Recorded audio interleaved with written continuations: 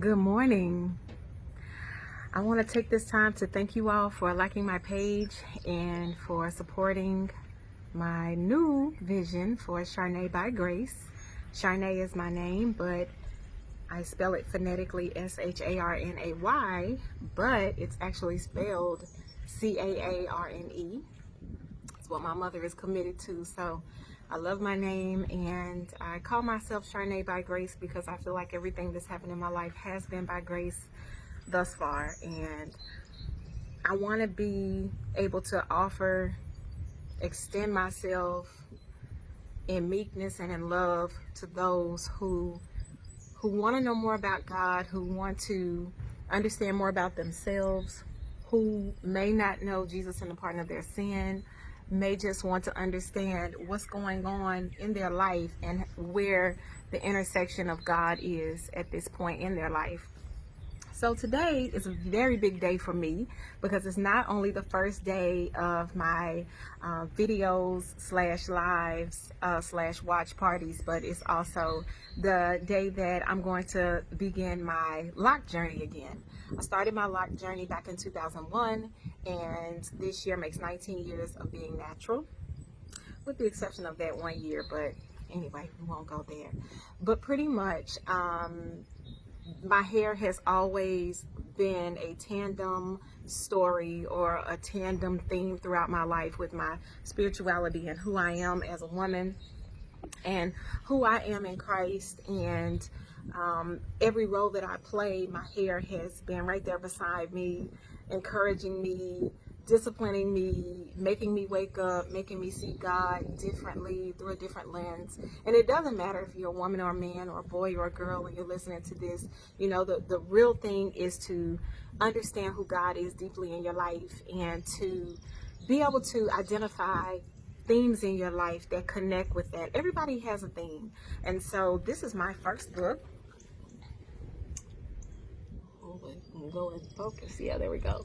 The Gospel According to My Hair, Spiritual Growth on the Waves of New Growth. I published this book back in 2006, and I think it was important to me at that point in my life to chronicle the different stages of my hair and juxtapose that up against the backdrop of my spiritual life. So today I'm going to read two pieces from this book. I'm going to read the foreword and I'm going to read the introduction. And each day that we go through this book, I want you to view it as a study. The book was compiled to be my first entrance after divinity school into creating studies. And so after each chapter, you'll find not only a prayer, you'll also find some guidance and opportunity to do a little self-reflection. And so I love this book because it's small. You don't get overwhelmed by having to be committed for several weeks at a time. And you also don't have to worry about, am I getting it right? You don't have to have a lot of tools. It just requires a Bible. You don't have to have a thesaurus. You don't have to have a dictionary. You don't have to have a concordance. All you have to do is have hair and want to get closer to God and take a journey with me. Okay, so this is the Gospel According to My Hair, and I'm excited today as I start a new hair journey for various reasons, but we'll get into that later in the week. So my foreword was written by my professor from Divinity School, Evans E. Crawford. He was the professor emeritus of Howard University School of Divinity. He was dean emeritus when I was there of the Andrew Rankin Chapel, Memorial Chapel, HU, which you'll find on all Howard University paraphernalia and regalia. It will have the picture of our chapel on it. So pretty big guy, pretty big deal. I loved him dearly. Rest his soul. He died recently, lived a very long time. The foreword begins, this book invites you to have a creative encounter with God. The late Howard Thurman, poet, mystic, philosopher, and theologian, in his book entitled The Creative Encounter, explores the inwardness of religion and the outwardness of religion. It is his interpretation that the religious experience is is interpreted to mean the inward, conscious, and direct exposure of the individual to God. The outward experience, he explains, is giving the individual a new focal point, which ordinarily is a matter of spiritual growth and development, and involves a central surrender to self and God. It is this surrender we discover author Shanae Elliott in the Gospel According to My Hair, Spiritual Growth on the Waves of New Growth. The creative encounter between the gospel story and personal experiences lays the illuminated intersection of spiritual growth made up of the revelation of Christ and the realization of self. It is in this light that Elliott's transparency is made obvious in an attempt to hear and overhear the inner desires of humankind to be creative with its witness of the Most High God. Thus, she demonstrates unapologetically and quite uniquely what living Christ entails with the rigors of life and the embodiment of dying daily to live. Her creativity is for the sake of God's creation to experience the Creator in a real and tangible way, like hair, which most everyone has in one form or another. The theological theme maintains a steadfast tempo. Simply put, Jesus saves. He has saved, is saving, and will save. Yet, there is an added beat, rhythm, pulse that is made up of the time signature called present-day culture. That beat dances across the staff of life and is couched in the steadfast tempo of Jesus. A part of our culture is the ability to create and recreate oneself through something like a hairstyle. Creative spiritual encounters, such as the ones discussed here by Elliott, parallel to biblical engagement with hair in many ways.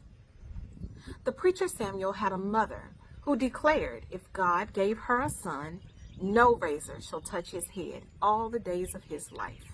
1 Samuel 1.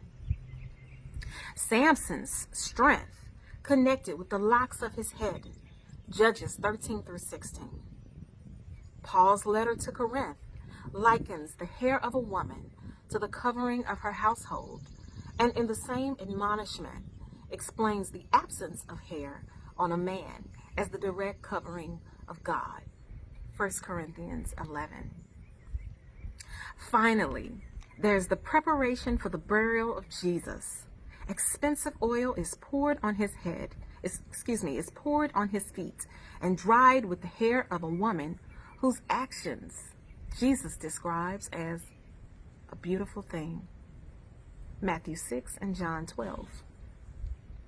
I am not surprised at the movement of this book. It is feminine, yet gender transcendent, narrow in focus, and analogy, yet wide and pregnant with preachable moments. It is biblically extrapolating, yet modern, personal, and personable.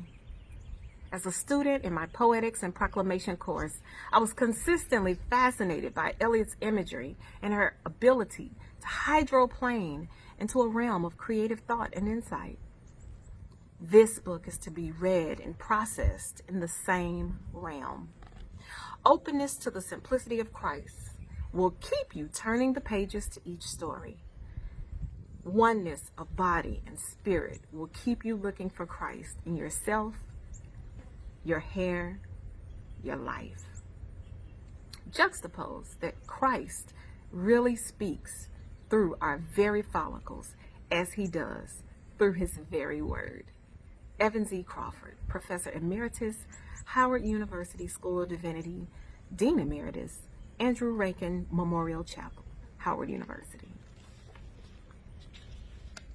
The introduction.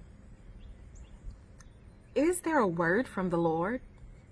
This is the insatiable question that has been asked for centuries, even before the birth of Jesus. Once Jesus came and fulfilled the prophecy of the coming Messiah, he in essence answered that question with a resounding yes, as we see his story unfold in the New Testament. The story of Jesus is a story of good news. Good news, or gospel rather, is defined according to Westminster Dictionary of Theological Terms as the central message of the Christian church to the world, centered on God's provision of salvation for the world in Jesus Christ. The four Gospels in the compiled canon known as our Bible are Matthew, Mark, Luke, and John, each give an illustration of what Jesus said and did and how that shaped the meaning formally attached to Scripture. As I began reflecting on the good news of Jesus and the eternal salvific message it proclaims, I realized its great significance in everyday life and everyday things. I searched to find one seemingly consistent area of my life that demonstrated the moving power and central message of Christ. Then I looked in the mirror, and there it was. My hair. This is part of me that has experienced life, death, and resurrection. It has witnessed my commitment, correction, resilience, restoration, redemption, obedience, disobedience, graciousness, gracelessness, gracefulness, mercifulness, mercilessness, and receiving of God's great mercy. Yet, through it all, it has challenged me to think harder and communicate better who I am and inside and out by allowing the style I wear and approach to that style to be placed always against the backdrop of Jesus and his intentions to save me. By it, I have learned more of who God is than through any other facet of my life. It truly has a story to tell. Its narrative exclaims that spiritual growth goes just as deep inwardly as it does outwardly. Thus, I have written a collection of stories to tell of its spiritual transitions and ultimately how I have developed, am developing, and will develop into the woman God intended. The mission of this book is to liberate our often captive, over-religious, under-imaginative minds to understand the movement of Christ in our lives may be as close as the top of our heads. It took innovation and creativity for God to design his people, the earth, and the heavens. It takes that same innovation toward the simple things in life, such as hair, for us to understand the simplicity of Christ. It is through such vehicles we are driven beyond the elementary things into perfected, intelligent followers of the good news. The gospel of Jesus, according to my hair, has shaped the meaning formally attached to Charnae Elliott and has given all things that happened in the past purpose for the illumination of all things to come. Please enjoy these analogical true stories and take a walk down the streams of your own hair experiences as you read the gospel according to my hair, spiritual growth on the waves of new growth. So we will pick this up tomorrow at the first chapter. So for today, my only reflection is that you consider what your theme is. And if you'd like to just take down the journey, go down the journey with your hair to explore how God may have interacted with your choices, your feelings, your emotions, your spiritual discipleship along life's journey, you can do that too. The goal is to experience God in a way where you can see him in a different area of your life. And sometimes we complicate things as people. We complicate things as Christians. We complicate things as individuals who want to figure out what our purpose is and why we're here. sometimes if we just look at what we have already established in our life, God has spoken. He has spoken in what we already have. And I have a thought that I share with people all the time. Everything you need, you already have. So I wanna end there. And I had a song that I wanted to sing. I'm not even sure if it's gonna be morning when you see this, but I'm gonna sing it to you anyway. And I want you to pretend that you just woke up. I want you to pretend that God just tapped you on the shoulder and had you in mind and wanted to sing to you and let you know how much he loves you. Good morning, love. It's my favorite love song. I waited all night long. Good morning, love. Before we start today, dear, I'm whispering in your ear. Good morning. Before you jump into the shower, before you worry about your hair, baby, give it one more hour. I want you to stay right there. I don't want to miss a moment. I don't want to miss your kiss. If I could plan the perfect day, love, it'd start out something just like this. Good morning, love. It's my favorite love song. I waited all night long.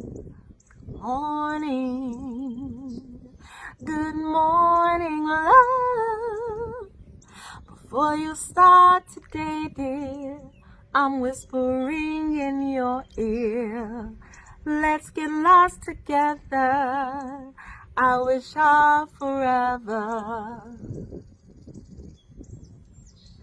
was morning. Bye, you all. I love you. Have a blessed day.